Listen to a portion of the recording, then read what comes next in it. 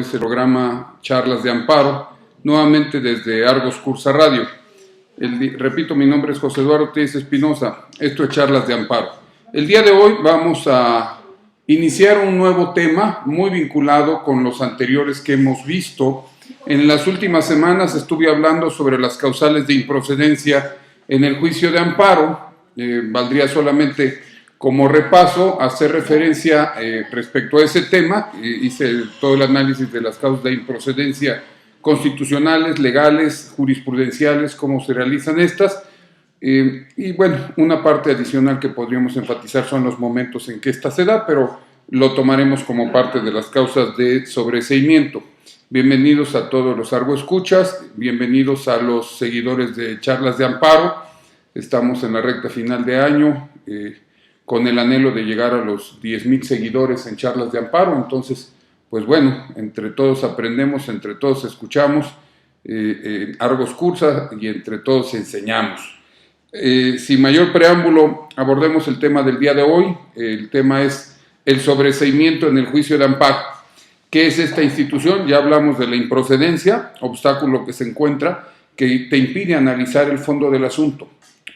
Corrección, uno de los obstáculos que te impide estudiar el fondo del asunto, porque el obstáculo genérico se llama sobreseimiento. Uno de los motivos por los cuales se sobresee en el juicio es cuando se surte una causal de improcedencia. Pero el día de hoy vamos a ver los otros supuestos, que son 4 supuestos diferentes, lo que yo le llamo el sobreseimiento directo e inmediato. En tanto, el sobreseimiento que viene con motivo de una causa de improcedencia de las previstas en el 61 de la nueva ley de amparo, ese está establecido en el 63 fracción quinta, pero el día de hoy vamos a hablar del sobreseimiento en general. ¿Qué es el sobreseimiento? Pues por sus raíces latinas es supercedere, sentarse sobre. Se dice que el juez que sobresee es el juez que se sienta en el expediente. No se refiere en momento alguno a una situación física en cuanto a sentarse en el expediente, sino se refiere a que el juez no abre el expediente en cuanto al fondo del asunto. Es una manera pues interesante, ¿no? Como se le ha denominado, no entras al estudio del fondo del asunto porque hay una causa que te impide procesalmente llegar a hacerlo.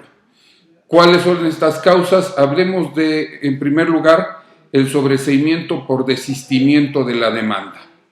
En la anterior ley de amparo y en la nueva ley de amparo, cuando desiste el quejoso, los que saben por ahí de este español nos dicen que es incorrecto decir se desiste, es el quejoso desiste, no es un verbo reflexivo. Si el quejoso desiste de la demanda de amparo, en ese tipo de casos, el juez o el órgano de amparo, tribunal unitario, tribunal colegiado, sobresee en el juicio.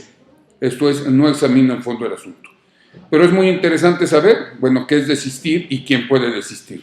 Pues puede desistir exclusivamente aquel que ejerció la acción de amparo, ejercitó la acción de amparo.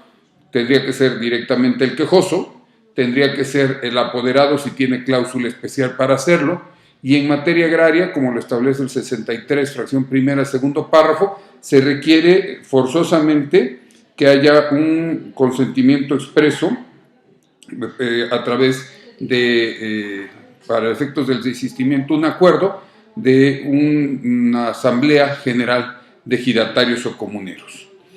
Si no se da esto, no puedes desistir. Y entonces vienen temas interesantes que en la práctica, y enfoquémonos a la nueva ley que es la que tenemos ya ahora en vigor.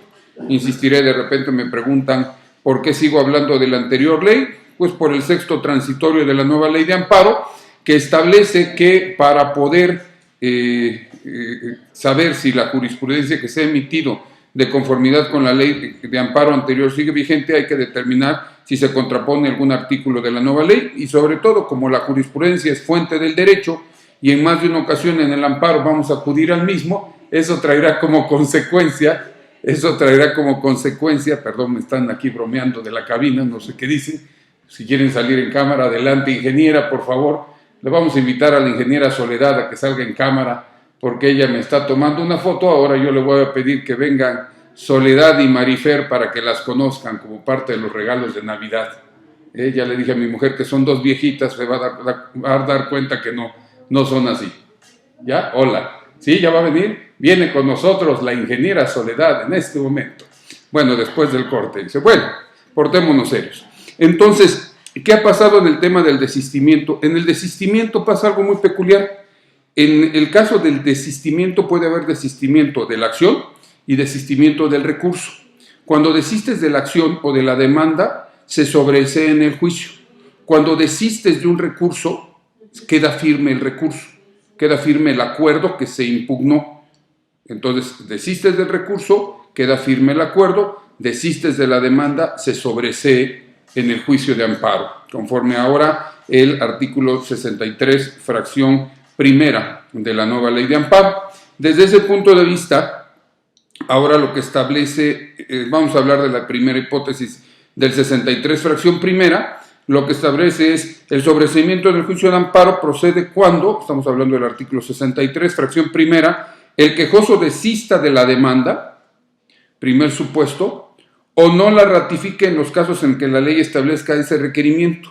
Por cierto, esa es una reminiscencia que quedó un tanto inexacta del proyecto original de nueva ley de amparo, porque no la ratifique se refiere a los supuestos concretamente del artículo 15, quiero ir al artículo 15 para con ello llevarte, son en los casos, artículo 15, fracción, tercer párrafo, una vez lograda la comparecencia se requerirá al agraviado para que dentro del término de 3 días ratifique la demanda de amparo. Si éste la ratifica, por sí o por medio de su representante, se tramitará el juicio. De lo contrario, se tendrá por no presentada la demanda. Si haces una interpretación sistemática del artículo 15, tercer párrafo, con el 63, fracción primera, segundo supuesto, entonces se llega a la conclusión de que se sobreseería en el juicio de amparo si no se ratificó la demanda. Pues un tanto peculiar sería intentar esto, porque lo cierto es que se tiene por no presentada, que es más es la determinación de un auto de inicio. El sobreseimiento por regla general vendrá después, claro. Nos han tocado algunos casos en donde ni se dicta el auto de inicio todavía y el quejoso ya está desistiendo. Entonces, si desiste, pues vendría un sobreseimiento. Interesante, vamos a ver la Suprema Corte que dice en este tipo de casos. Entonces, dice, en caso de desistimiento, y entonces ahora la nueva ley de amparo ya establece algo en donde los diversos textos de la nueva ley de amparo ya habían establecido acerca de cómo se tendría que estar desistiendo. Algunos éramos de la opinión que el apercibimiento se tenía que hacer en que se le requería al quejoso para que hasta en tanto no viniera pues sí, a ratificar la demanda, se continuaría el juicio. Otros eran de la idea de por seguridad jurídica se le dan 3 días, pues y al final prevaleció esta segunda posición porque dice, en caso de desistimiento se notificará personalmente al quejoso para que ratifique su escrito en un plazo de 3 días. Apercibido que de no hacerlo, se le tendrá por no desistido y se continuará el juicio. Y entonces viene la pregunta del millón. ¿Y qué pasa si no viene dentro de los 3 días, en ese plazo de 3 días, y viene al 4.º día o al 5.º día y dice, vengo a desistir de la demanda? Si eres secretario de juzgado de distrito, si eres oficial de juzgado de distrito, ¿qué harías? ¿Qué le dirías? No, señor, de ninguna forma, usted ya no vino en los 3 días y en consecuencia ya no puede usted desistir. No, pues suele decir en los cursos, pues en ese caso, café y galletas, por favor. El señor viene a desistir de la demanda, atiéndelo, recíbele por medio de una comparecencia, artículo 3, segundo párrafo, o una notificación, pero válidamente puedo comparecer ante ti, vengo a desistir de la demanda, y sobre todo, pues ahí lo que les digo, bueno, pues así como se les da la atención para la prontitud en la impartición de justicia, también hay que darle la atención para la prontitud al impartir justicia también y decir, señor, usted quiere desistir, con todo gusto, venga, le tomamos su desistimiento a través de notificación o comparecencia, o que te formule por escrito ahí de nuevo. Yo creo que es totalmente innecesario. Viene a desistir, si tenía que ratificar y ratifica normalmente en una audiencia, en una diligencia ahí en presencia del titular y del secretario, pues bueno, nuevamente asienta tu comparecencia, cuarto, quinto, sexto, séptimo día, mientras no haya causado ejecutoria el juicio, el quejoso puede desistir en cualquier momento.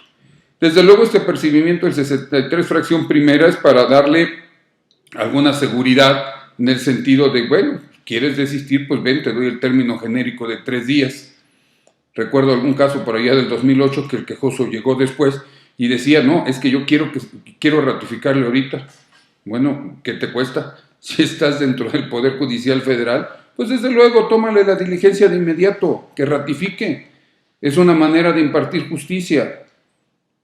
¿De acuerdo? O sea, viene, ratifica, tómale su ratificación, provee de inmediato, no nos cuesta ningún trabajo. Para eso es la impartición de justicia federal, para actuar de manera pronta y expedita.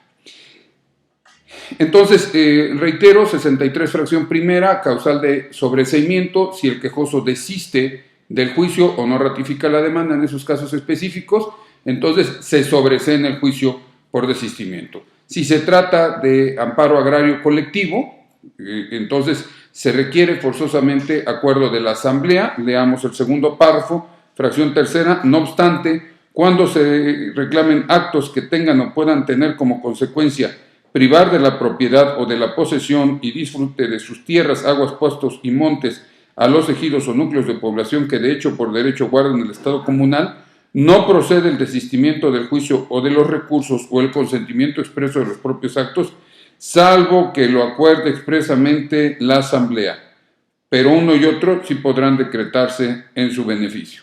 O sea, debe de haber necesariamente el acuerdo, en el caso de desistimiento de recursos o consentimiento expreso, y siempre y cuando sea en su beneficio, establece el artículo 63, fracción primera de la nueva ley de amparo, y con esto se superan los criterios anteriores en donde se establecía que, por ejemplo, te vas a encontrar algunas tesis de séptima época que decía, si el quejoso no viene a ratificar, se le tendrá por ratificado expresamente. ¿Por qué decían eso las jurisprudencias y las tesis? Porque eso era lo que establecía la ley. Después la ley se modificó en el 74 primera, si mal no recuerdo, de anterior ley, 74 fracción primera, cuando el agraviado desista expresamente, hubo un tiempo que ese 74 primera desista expresamente o se le tenga por desistido expresamente. Entonces era la ratificación, el apercibimiento que se hacía. Cambiado eso, trajo como consecuencia que ahora se requiere que venga el desistimiento expreso por parte del quejoso, del gobernado, que fue el que promovió la demanda de amparo. Con esta salvedad, desde luego, cuando es por terceras personas, pues ellos no son quejosos, son promoventes, y entonces no pueden desistir de algo que no les corresponde en cuanto a la acción a ellos, sino les corresponde exclusivamente a la parte quejosa. Entonces, con ese momento es que, bueno, estoy haciendo ojitos aquí a cabina para ver si me dan una pausa, porque quiero terminar con estos 63 fracción primera, y regresando del corte vamos a ver el artículo 63 fracción segunda de la nueva ley de amparo. Mi nombre es José Eduardo Tellez Espinosa, esto es Charlas de Amparo.